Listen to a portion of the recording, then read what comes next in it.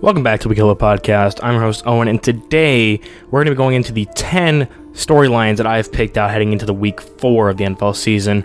I haven't really gotten to be able to sit down and do another podcast episode, but I wanted to do this one because I've started dabbling in top 10 content, and I'm thinking about making one of those when I get closer to the trade deadline. And instead of just making this a top 10 video where I have to sink like 8+ hours into making it, I thought I'd just sit down and talk out my opinions of what the top 10 storylines going into this upcoming week is going to be for the NFL specifically. I also thought about dabbling in putting in some storylines for the college football field or college football scene, but I felt like that'd be way more than 10. Even though I struggled to find an extra one or two to complete the whole top 10 list just to get the SEO with the top 10 there, I do think that adding college would have made it an abundance of stories. So we're just going to stay with the NFL here, and we're just going to dive right into this list. So our first one, number 1, is going to be Love Conquers All. Now this is really just a conversation talking about the Thursday Night Football matchup between the Detroit Lions and the Green Bay Packers. With the Vikings and Bears both out to an 0-3 start, this really seems like this is going to be what the battle for the NFC North is. And now the Lions came out, made a statement, beat the Chiefs in week 1, but they kind of haven't really felt like that team that we thought they would be coming into the season. Everyone was hyping them up as guaranteed winners of the NFC North, and finally putting an end to the reign of the Packers after that 1 year of Vikings dominance where they won a bunch of one-score games and had a negative point differential. So this was supposed to be the Lions' year. However, Jordan Love has come in and shown like, hey, the Packers may have stumbled onto yet another quarterback that can really lead their team for the next decade plus after going from Favre to Rodgers, now Rodgers to Love. It's just insane. So I really do think Thursday will be the point where we stop and say, okay, this is going to be the Packers division this year, or the Lions are finally going to win it. I feel like whatever team goes to 3-1, whichever one goes to 2-2, it's not a huge difference. It'll be a game and a half, but I feel like that's a lot to make up, especially for these teams who are going to be able to face the rest of their division who haven't looked that hot this year. And I just really think that this whoever wins this game may end up being the divisional champion by the end of the season. So I think this is going to be a great Thursday Night Football game. Must-watch TV. I'm definitely going to be watching the entire thing, even if it is kind of more of a boring style. These two teams know each other very well. I do think that whoever wins this is going to be the eventual division winner and be in the playoffs, at minimum. And if I had to put a prediction out there, I do think the Packers are going to win. I trust that defense way more than I trust the Lions' offense. The Lions' offensive line is their strength, which I think can be neutralized by that Packers' defensive line. And I feel like the Lions' defense doesn't really have an answer for what the Packers have going on offense, especially if they get Aaron Jones and Christian Watson back. So we'll see how that goes, but right now I'm feeling the Packers are getting a win here, and probably the Packers win the division, as I've been kind of predicting to myself this entire time. So love to be a little right there. Number 2 is going to be AFC East champion crowned in October. Kind of around the same line of thought as the previous point. The Dolphins go to play the Bills. I will be in attendance for this game. And both these teams, one is 2-1, one is 3-0. The Bills desperately need this win, or they'll go down 0-2 in the division, especially with this game being at home. You don't want to go to the Dolphins, in a couple weeks and have it be scorching hot and have all the elements stacked against you to maybe go down 0-2 to the Dolphins in the season. So the Bills desperately need this game.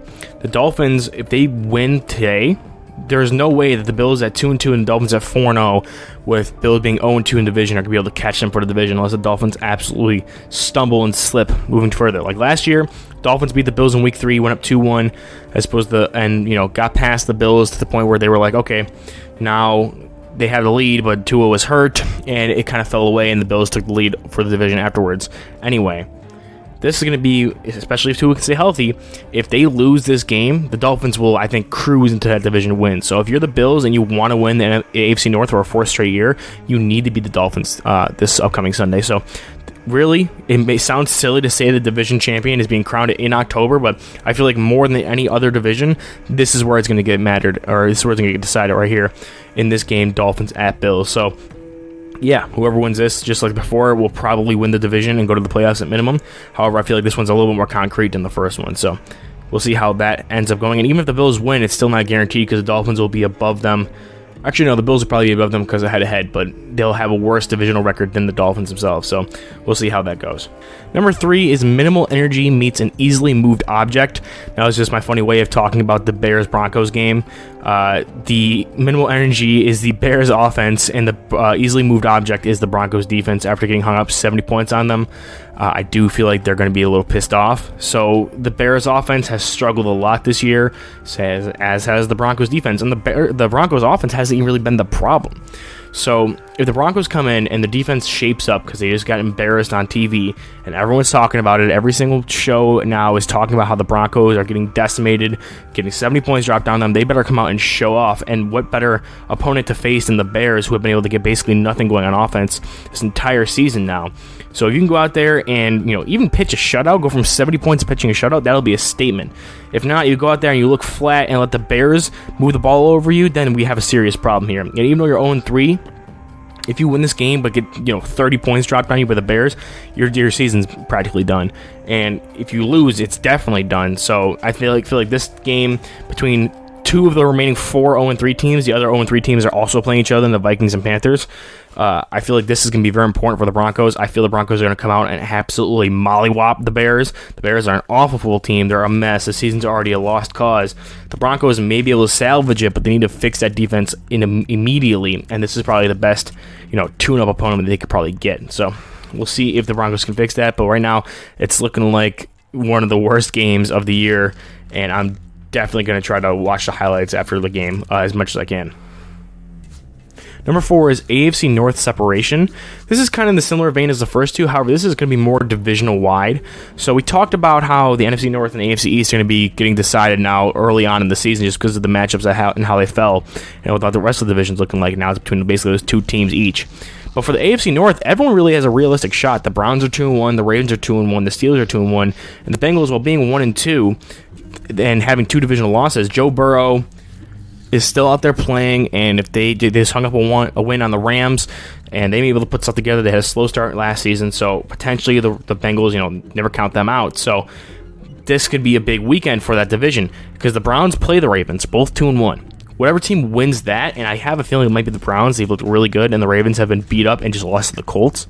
If the Browns win or the Ravens win, they go to 3-1, and the Steelers are playing the Texans, who are tough out. The Texans actually may have a good quarterback, which the Steelers usually struggle against, which they lost to the 49ers and then beat the Raiders and the Browns, but the Browns were, Deshaun Watson's not really that great of a quarterback. So the Steelers may have tough out at the Texans. The Ravens may lose at the Browns, or the Browns may lose at the Ravens, and they'll go to 3-1. The Steelers may be 2-2, and the Bengals are at the Titans, who lost a 1-point game to the Saints and beat the Chargers, and then just got blown out by the Browns. If the Bengals lose to the Titans, they may not even clearly be on the Browns level, and they may be 1-3 while the division leader is easily 3-1. Like, there's no way the division leader is not 3-1 after this week. So you're already 2 games behind them. The Bengals lost to the Browns, so the Browns win. It's even worse. They're 2.5 games behind them, so it may spell out disaster for the Bengals season, and the Steelers need to keep pace. They're not the best or most high-flying team, but if they want to win this division, they can't afford to drop games to the Texans, and then the Ravens versus Browns is obviously a dogfight for the top of the division right now, so it's a bunch of important games, even if it looks like they're out of division or, not as important, because they're not going against a divisional rival, in the terms of Steelers and the Bengals. They can't afford to lose those. If they slip up at all, they're going to be way behind, and they can't really afford to do so. The Steelers may have the most to win here, because if the Browns win and the Steelers win, the Steelers will be number 1 in the division. So I feel like the Steelers need to close this out. I'll have must-win games this week, simply put, and especially the 2 that are facing each other. So yeah, AFC North separation. There could be a lot of separation, or depending on how the cards fall, it could all come together and become this giant 2-3 conglomerate. So, or 2-2 conglomerate. So we'll see how that goes. Number 5 is Battle of the First to be Fired. This is going to be talking about the game between the Raiders and the Chargers. Both these coaches, Brandon Staley and Josh McDaniels, have been discussed as being the first coaches to be let go from their teams this year. And it may happen as soon as week 5 here, because they're playing each other. Both teams, if they lose this, are most likely out of the playoff hunt. Being in the AFC West, obviously not going to win the division. And with teams like the Broncos and if it's the Raiders that lose, there's no possible way. Chargers may have a fighting chance with the quarterback they have, but the Broncos are hopefully going to turn their season around, and the Chargers may not be down and out yet. So the Raiders definitely have no choice, and I don't know if these guys make it that far into the season, especially if they lose a game like this. If the Chargers lose this and they're behind the Raiders and the Broncos eventually pick it up, there's no way Brandon Staley makes it past like week 9. So I could see Josh McDaniels be fired after this game. Maybe even both of them get fired or have the potential to be fired, but we'll see what coach can outcoach the other in this game specifically. I'm assuming the Chargers are going to win just because they have the quarterback advantage, and I think possibly the head coach advantage, but who knows? I'm just saying this game, everyone's talking about how bad the Bears-Broncos game early in the week's going to be, or earlier in the day is going to be, and this game might shape up to be one of the worst ones as well, maybe even worse than that game, because those two defenses are probably bad enough it might be a shootout there. Whereas this game is going to be poorly coached, and the Raiders may not even put up a fight at all. So we'll see how that goes, but yeah, this is the game that probably neither of these coaches will still be on their same teams come this time next season. So we move on to number 6. Do the Cowboys continue to struggle? Now, Cowboys lost to the Arizona Cardinals. We do not freak out and panic because they lost to Arizona Cardinals. Arizona Cardinals are a bit better than what we thought. They're not a good team by any sense, and the Cowboys were talked up as being one of the best, if not the best teams in the league. However, every team has a bad week. I'm not going to knock them against that. However, the way the Cowboys lost was by looking past their opponent, committing a lot of penalties, not stopping the run, and giving up a lot of turnovers, especially Dak, without game-ending interception. What team capitalizes on undisciplined turnover football that can't stop the run? The Patriots all day long. Now, Josh Dobbs ran all over them, which Mac Jones won't do, but the Cowboys, if they struggle to stop the run against the Patriots, if they commit more penalties and turnovers, the Patriots capitalize on all that stuff, being a well-coached team. So do I think this is one of the biggest trap games of the week? 100%. I might even pick the Patriots with the points here. Being in Jerry World doesn't really sway me one way or the other. I think the Patriots will travel well with how good they're coached. And I do think that the Patriots are the team that's most well-built to repeat what the Cardinals did last week against the Cowboys. So keep this on your upset radar watch, and I would probably put some money down on the Patriots to cover the spread, whatever that may be. Sticking with that last week Cardinals and the Cowboys game, number 7 is going to be, can the Cardinals do it again? Now, the Cardinals this week are going to be going against San Francisco 49ers in divisional matchup. Clearly, those are always kind of tricky to pick. You know, these teams know each other so well. They play each other so many times. And if it doesn't happen now because it's in San Fran, maybe it'll happen later down the road when it's in Arizona. I personally don't believe that this is less likely of an upset than the Patriots over the Cowboys is. However, the Cardinals did show that they're better than the worst team in the league. I think they're better than the Bears, clear enough, obviously. So they're not. It's not like it's the worst team versus the best team anymore. It's like the second worst team versus the best team or second best team in the league with the 49ers. So I'm not particularly enthusiastic for the Cardinals' chances here. However, they have shown to play disciplined football. They took the Giants to a huge first half lead, even though they blew it. And then they go and beat the Cowboys. Like, straight up beat the Cowboys by like 10 plus points. I believe that's what the score was last week. So could the Cardinals keep that rolling, keep the momentum? Maybe. Is it possible against the 49ers? Sure. But is it likely? Most likely not. Unless Brock Purdy has like his first bad game as a pro, which, I mean, he's due for one at this point. He's 8 games in, hasn't thrown an interception. I can see the Cardinals maybe, scouting that offense, really understanding what it's like to play against these 49ers, and wanting to prove the, head honchos of the division, the conference, wrong a second week in a row. So I could see them coming out and kind of punching the 49ers in the mouth. Maybe this game is closer than it first appears. It won't be the absolute blowout, but I don't really believe the Cardinals can secure the win this week here. But it is a fun storyline to keep an eye on there. So number 8 is going to be no longer looking at individual games for storylines. It's going to be talking about the entire league as a whole. And number 8 is going to be who is realistically in on the Will Caleb Williams sweepstakes here. Now, there's some teams like the Texans who can't be because they don't have their first round pick. However, I just wanted to go back through and look at the teams that are kind of towards the bottom of the league and think about like who could realistically start tanking, or like say like, okay, well we have a bad start to this season, but hopefully we can end up with Caleb Williams at the end of the year. So I'm looking at sub 500 teams here through 3 weeks. Jaguars clearly not. They have Trevor Lawrence. The Vikings and Panthers are interesting cases. The Panthers probably not because of Bryce Young, but he has not looked good so far. I don't even know if he's going to play in this game, but Vikings 100% could go with Caleb Williams. If they secured Caleb Williams, then Justin Jefferson will be more inclined to resign there. And could you just imagine Caleb coming in and having Justin Jefferson to immediately throw to after, having Jordan Addison and having being reunited with Jordan Addison again, which would be crazy. So Broncos, possibly. I mean, Russ's contract's gonna be an anchor regardless of if he's your starting quarterback or not. So if you bring Caleb in, have Russ as the entrenched starter, and then let Caleb beat him out for the job, or have Russ play himself out of the job, or just have Russ be your backup because he hasn't really shown much. I mean, this year has been a lot better than last year, so I wouldn't rule it out, is what I'm saying. The Bears, I almost would definitely do so. I don't think that Justin Fields is at a point where he could carry your team enough. I don't know if you want to subject Caleb Williams to that torture, because if you bring him in, he has a high chance of busting just like Fields did, because you're not really building anything around him. But I think Caleb Williams has the talent over Justin Fields and more of a well-rounded game to be able to carry a mediocre team and not allow it to bust him, similar to how Trevor Lawrence had a really bad rookie season because his team around him was awful and he had Urban Meyer as his coach.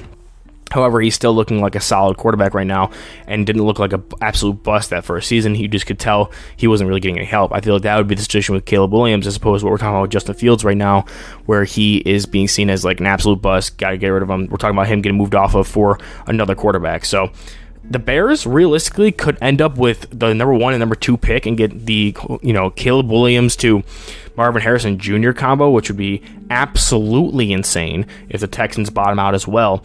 But I would actually prefer, if they got that kind of thing, to forego that and pick another offensive lineman, maybe Olu Fashanu from Penn State. But that's more towards April when we're going to get into those conversations and when we get an actual understanding of how the draft order may or may not, spell out there. So the Texans, I think they're steady with Stroud.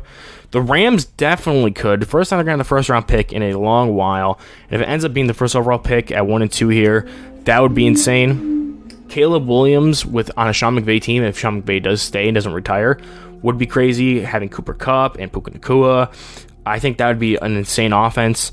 And it'd be that Rams defense would be a whole nother year experience, and a bunch of them are rookies now. So I could see the Rams having a whole full 1 year turnaround as they picked Caleb Williams, kind of similar to how the Bengals did with Joe Burrow. So, and they don't even really need to wait for the Jamar Chase to get there. I mean, you might not have Aaron Donald anymore, and if Sean McVay leaves, I might feel a little differently about this. Hopefully he's grooming his replacement as we speak. So even if they do get Caleb Williams and he doesn't have Sean McVay, he'll have the next best thing. But yeah, right now I think the Rams with Caleb Williams is insane sounding, but this team is not bad enough to bottom out to be the first overall pick. But they are sub 500 now, so I did want to mention them. Bengals, no. The Titans are an interesting one because they've sunk assets into 2 quarterbacks now. The third round pick in Malik Willis and a second round pick in Will Levis. Will that prevent them from drafting Caleb Williams? No, probably not. But I do think that before long, they're going to have, if genuinely it gets to the point where they're in the conversation for the number 1 overall pick, they should have put both Malik Willis and Will Levis out there, at least for a couple games each, if obviously the games aren't going their way if they're in the number 1 overall contention. So hopefully you get a reading of what you got on them, and hopefully one of them turns out well. I had high hopes for both these players coming out of the draft. The fact they're on the same team now is kind of like worrisome for a fan of both these players in college. So we'll see how that shakes out. But do I think the Titans would draft Caleb Williams? 100%. Do I like that idea? Not really. Do I think it's going to happen? Probably not. Raiders, 100% could. I don't know how well he'd fare. I think this is my least favorite landing spot. Josh McDaniels has to be gone after this year. He would have Devontae Adams, but he'd get killed behind the offensive line. Josh Jacobs is probably gone after this year. That defense is fine, but they're nothing special. They have Max Crosby, and that's about it. So, I mean, he'd be a good quarterback on a crappy roster, just like how it was with Trevor Lawrence first year at Jacksonville, how we talked about with the Bears and Caleb Williams. I think that maybe would be a better situation than the Bears. However, I do think the Bears have some better pieces and is more moldable than a team like the Raiders are right now. So I just wouldn't really like to see him go to the Raiders there. But he's definitely a landing spot. Chargers, no. Patriots, I don't think they'd ever be a number 1 overall pick conversation. So even though they probably would take him, I would rule them out. Cardinals, definitely.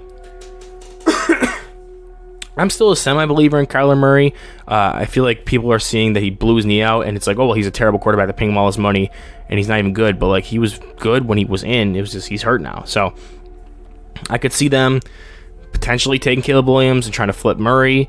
But I do think with Kyler Murray coming back and how they've looked so far, especially already having that one win, not being 0-3, it doesn't look great for the chances of getting the number 1 overall draft pick. The Jets, definitely. Even though Aaron Rodgers says he wants to be here for a while, he only has 1 year left on his deal. He could come in, play 1 year. Caleb Williams could sit behind Aaron Rodgers, learn from that guy, if he even comes back in time for week 1. And then, yeah, that would be insane. And just imagine how good Caleb Williams could get from just sitting behind and learning from Aaron Rodgers.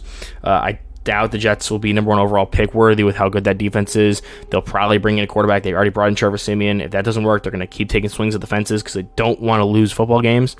And I doubt they lose enough to be the first overall pick. And finally is going to be the Giants. They just sunk a lot of money and assets into Daniel Jones. Daniel Jones doesn't prevent me from drafting Caleb Williams, but I don't think they'd end up taking that pick just because of the contract they just gave Daniel Jones. It's not a Bronco situation where Sean Payton comes in and Russell Wilson wasn't his handpicked quarterback. Like, he probably came in saying, like, yes, I'll work with Russell Wilson. I'm willing to.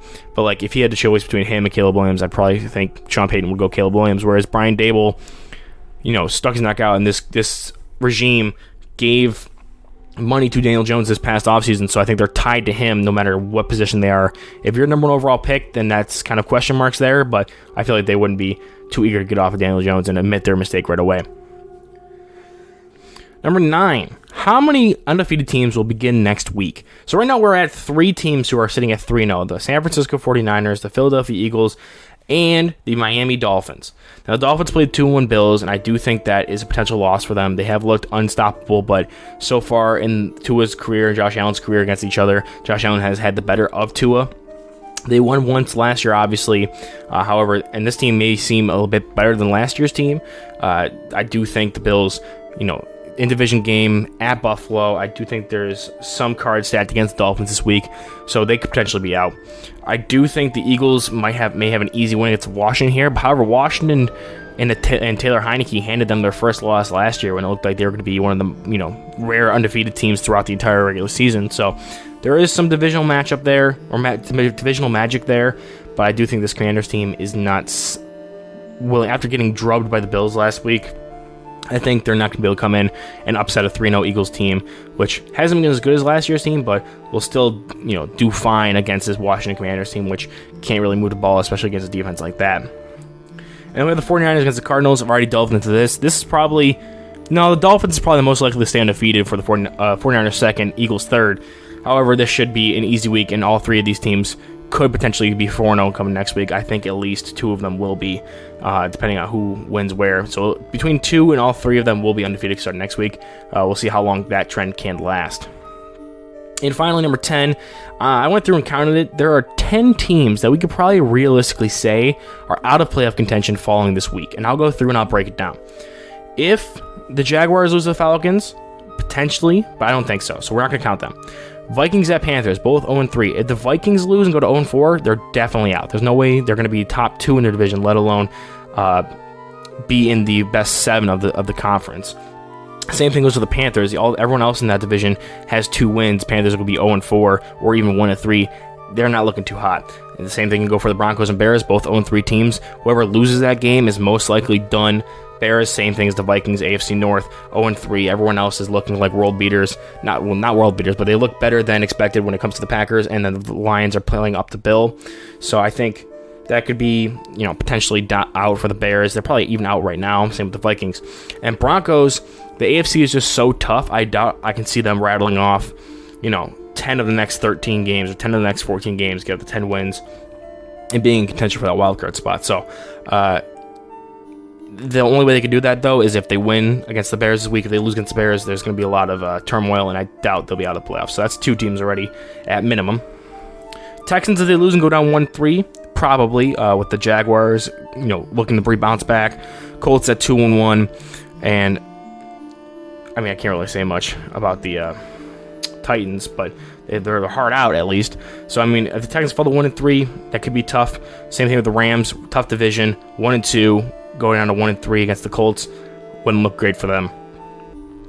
The Bengals going to 1-3 in that tough AFC North, especially with some division losses already on their record. I could see them falling out of it. Same thing with the Titans. Titans going down to 1-3.